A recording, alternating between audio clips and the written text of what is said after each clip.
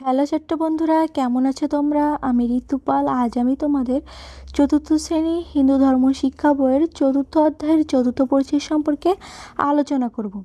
চতুর্থ পরিচ্ছেদ, মন্দির ও তীর্থক্ষেত্র।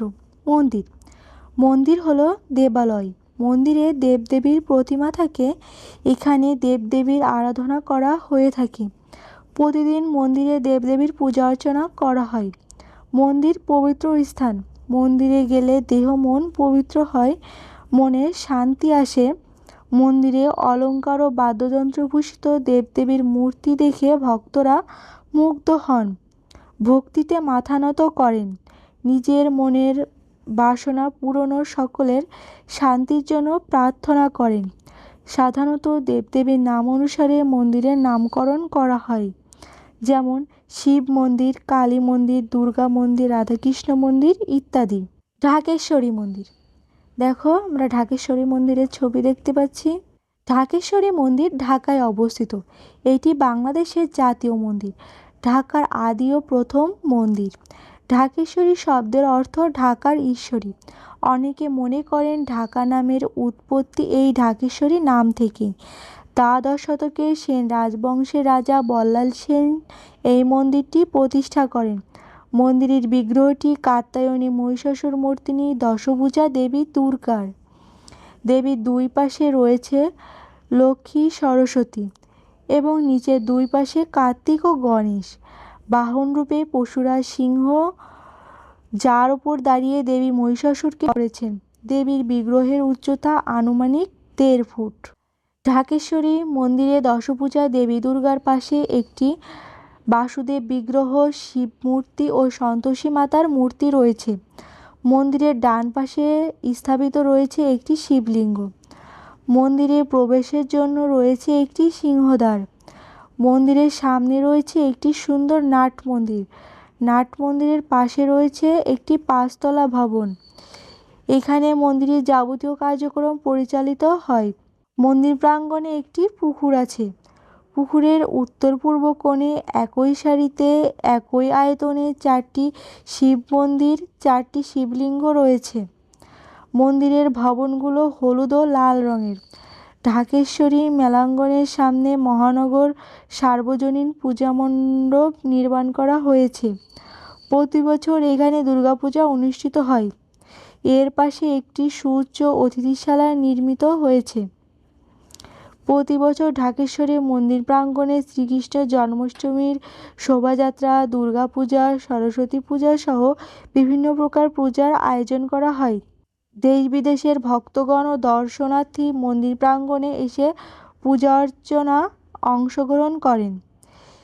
এছাড়া মন্দির প্রাঙ্গণে বিবাহ, অন্নপ্রাশন, শ্রাদ্ধ অনুষ্ঠান সহ বিভিন্ন সামাজিক অনুষ্ঠান অনুষ্ঠিত হয়। উপরের বর্ণনা অনুযায়ী ঢাকেশ্বরী মন্দিরে যা দেখতে পাচ্ছ তার একটি তালিকা তৈরি করো। তীর্থক্ষেত্র। কুশলের ঠাকুমার ঠাকুরদার অনেক দিনের ইচ্ছা ছিল তীর্থক্ষেত্র ভ্রমণ করার। বয়স হয়েছে তাদের, সঙ্গে কেউ না থাকলেও কোথাও যেতে পারে না। বাড়ির কাছেই কালী মন্দির অবস্থিত। মন্দিরের কর্তৃপক্ষ বয়স্কদের নিয়ে প্রতি বছর তীর্থক্ষেত্র ভ্রমণের আয়োজন করে থাকে। কুশলের বাবা তাদের সাথে যোগাযোগ স্থাপন করে তীর্থক্ষেত্র ভ্রমণের জন্য টাকা ও প্রয়োজনীয় কাগজপত্র জমা দিলেন। তীর্থভ্রমণ হবে 3 দিন ব্যাপী। প্রথমেই তারা যাবেন চন্দ্রনাথ ধাম। কুশল আগ্রহ নিয়ে বসে আছে ঠাকুমা ঠাকুরদার নিকট থেকে তীর্থভ্রমণের গল্প শোনার জন্য।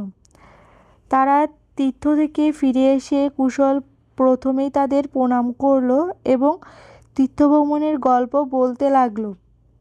একটু বিশ্রাম নিয়ে তারা দুজনে মিলে প্রথম থেকে শেষ পর্যন্ত তীর্থভ্রমণের বিস্তারিত বর্ণনা করলেন, সাথে কিছু ছবিও দেখালেন। কুশল ছবি দেখে ও বর্ণনা শুনে খুব খুশি। সে কয়েকটি ছবি নিল বন্ধুদের দেখানোর জন্য। কুশল বন্ধুদের ছবি দেখিয়ে ঠাকুমা ঠাকুরদার তীর্থভ্রমণের গল্প শোনালো। কুশলের গল্প শুনে বন্ধুবান্ধব ও তীর্থভ্রমণের প্রতি আগ্রহ তৈরি হলো। তারাও একসাথে তীর্থভ্রমণ করবে বলে ঠিক করলো। তীর্থক্ষেত্র হলো পবিত্র স্থান। দেবদেবীর অবতার কিংবা মহাপুরুষ বা মহীয়সী নারীর স্মৃতিবর্জিত স্থানই তীর্থক্ষেত্র। ভক্তবৃন্দ ও দর্শনার্থীরা তীর্থক্ষেত্রে যান। তীর্থক্ষেত্রে গেলে মন পবিত্র হয়, পুণ্য লাভ হয়, নতুন নতুন জায়গা দেখা যায়, অনেক অজানা বিষয় জানা যায়, মনে কোনো হিংসা বিদ্বেষ থাকে না। অনেক সাধু সন্ন্যাসী তীর্থক্ষেত্রে বসবাস করেন, পূজা অর্চনা করেন, সাধন ভজন করেন। বাংলাদেশ ও ভারতে অনেক তীর্থক্ষেত্র রয়েছে, যেমন বাংলাদেশে রয়েছে চন্দ্রনাথ ধাম, লাঙ্গলবান্দ, ওরাকান্দি প্রভৃতি। ভারতে রয়েছে মথুরা, নবদ্বীপ, মায়াপুর, গয়া, কাশী, বৃন্দাবন, হরিদ্বার প্রভৃতি। পৃথিবীর বিভিন্ন দেশ থেকে ভক্ত ও দর্শনার্থীরা এইসব তীর্থক্ষেত্রে তীর্থভ্রমণে আসেন। তীর্থক্ষেত্রে এসে তারা হিন্দু ধর্ম ও দেশের সংস্কৃতির সাথেও পরিচিত হন। এখন আমরা দুটি তীর্থক্ষেত্র সম্পর্কে জানব। চন্দ্রনাথ ধাম। দেখো, চন্দ্রনাথ ধামের ছবি দেখতে পাচ্ছি। প্রাকৃতিক সৌন্দর্যের লীলাভূমি চট্টগ্রাম। চট্টগ্রাম জেলায় অনেক পাহাড় রয়েছে, তার মধ্যে চন্দ্রনাথ পাহাড় অন্যতম। এটি সীতাকুণ্ড উপজেলায় অবস্থিত। এর উচ্চতা 310 মিটার। এই চন্দ্রনাথ পাহাড়ের ওপর একটি শিব মন্দির রয়েছে। এরই নাম চন্দ্রনাথ ধাম বা চন্দ্রনাথ মন্দির। এটি বাংলাদেশের একটি বিখ্যাত তীর্থক্ষেত্র। শিবের এক নাম চন্দ্রনাথ। চন্দ্রনাথ মন্দিরে প্রতিদিন পূজা করা হয়। এছাড়া ফাল্গুন মাসের কৃষ্ণপক্ষের চতুর্দশী তিথি রাতে চন্দ্রনাথ ধামে শিবের আরাধনা করা হয়। এই তিথি শিব চতুর্দশী নামে পরিচিত। শিব চতুর্দশী তিথিতে চন্দ্রনাথ ধামে দূর দূরান্ত থেকে অসংখ্য ভক্ত আসেন। বিভিন্ন অনুষ্ঠান ও মেলার আয়োজন করা হয়। এই মেলায় নাম শিব চতুর্দশী মেলা। সকল ধর্মের মানুষ এই মেলায় অংশগ্রহণ করেন। শিব চতুর্দশী মেলায় গেলে মন শান্ত ও পবিত্র হয়। বাংলাদেশে একটি পবিত্র স্থান হলো চন্দ্রনাথ ধাম। এটি দর্শনীয় স্থানও বটে, তাই আমাদের উচিত এই মন্দিরটি রক্ষা করা, এর ঐতিহ্য পৃথিবীর কাছে তুলে ধরা। অন্য ধর্মাবলম্বীদের ধর্মীয় স্থান। পৃথিবীর সকল মানুষের কাছে ধর্মীয় স্থান হলো পবিত্র। আমাদের দেশে 4টি প্রধান ধর্ম রয়েছে। প্রতিটি ধর্মেরই নিজস্ব ধর্মীয় স্থান রয়েছে। ইসলাম ধর্মের পবিত্র স্থান। সৌদি আরবে অবস্থিত মক্কার কাবা শরীফ পবিত্রতম স্থান। এরপর মদিনার মসজিদে নববী ও জেরুজালেমের আল আকসা মসজিদ। বাংলাদেশে রয়েছে বায়তুল মোকাররম মসজিদ, 60 গম্বুজ মসজিদ ইত্যাদি। বৌদ্ধ ধর্মের পবিত্র স্থান। বৌদ্ধ ধর্মের 4টি প্রধান তীর্থস্থান রয়েছে: লুম্বিনী, বুধগয়া, সারনাথ ও কুশীনগর। বাংলাদেশে রয়েছে রাংকুট বিহার, রামু বৌদ্ধ বিহার, ধর্মরাজিক বৌদ্ধ বিহার প্রভৃতি। খ্রিস্টান ধর্মের পবিত্র স্থান। খ্রিস্টানদের সবচেয়ে পবিত্র ধর্মস্থান সেপুলচারের চার্চ, বেথলেহেম চার্চ। বাংলাদেশে রয়েছে পবিত্র জপমালা, রানীর গির্জা, তেজগাঁও, ঢাকা, সাধু নিকোলাসের গির্জা, কালীগঞ্জ প্রভৃতি।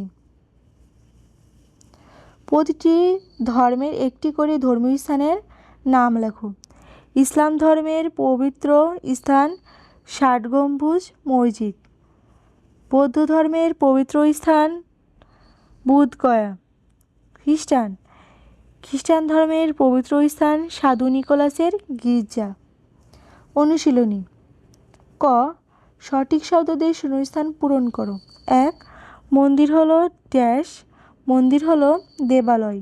2. ঢাকেশ্বরী শব্দের অর্থ ঢাকার ড্যাশ। ঢাকেশ্বরী শব্দের অর্থ ঢাকার ঈশ্বরী। 3. তীর্থক্ষেত্রে গেলে মন ড্যাশ হয়। তীর্থক্ষেত্রে গেলে মন পবিত্র হয়। 4. চন্দ্রনাথ ধামে অনুষ্ঠিত মেলার নাম ড্যাশ মেলা।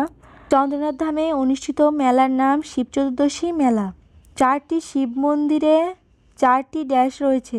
4টি শিব মন্দিরে 4টি শিবলিঙ্গ রয়েছে।